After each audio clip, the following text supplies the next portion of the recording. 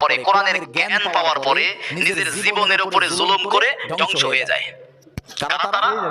কোরআনের মধ্যে আল্লাহ পাক বিভিন্ন অসংখ্য জায়গায় বলেছেন, এমন আলেম আছে তারা লেখাপড়া করেছে, কিতাবের কোরআনের জ্ঞান অর্জন করেছে, আল্লাহ পাক কোরআনের জ্ঞান অর্জন করার মতো ইলম দান করেছে, কিন্তু কোরআনের সত্য জ্ঞান পাওয়ার পরে এমন আলেম আছে সারা জীবনে কোনোদিনও কোরআনের হক কথা বলে না, বাতিলের ভয়ে দুনিয়ার লোভে পড়ে হাদিয়া তোফা বন্ধ হয়ে যাবে, ইমামতি হারিয়ে যাবে, এই ভয়ে অনেক আলেম আছে ফামিনহুম যালিমুল লিনাফসি, নিজের জীবনের উপরে জুলুম করে কোরআনের হক কথা দুনিয়ার স্বার্থে বলে না।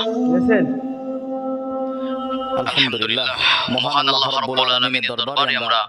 শুকরিয়া আদায় করি যে মহান আল্লাহ রাব্বুল আলামিন আমাদেরকে দারসুল কোরআন থেকে কিছু কথা শোনার তৌফিক দান করেছে। তো মহান আল্লাহ রাব্বুল আলামিন পবিত্র কোরআনুল কারীমে সূরা ফাতিরের 32 নম্বর আয়াতের মধ্যে বলেন, সুম্মা আওরাসনাল কিতাব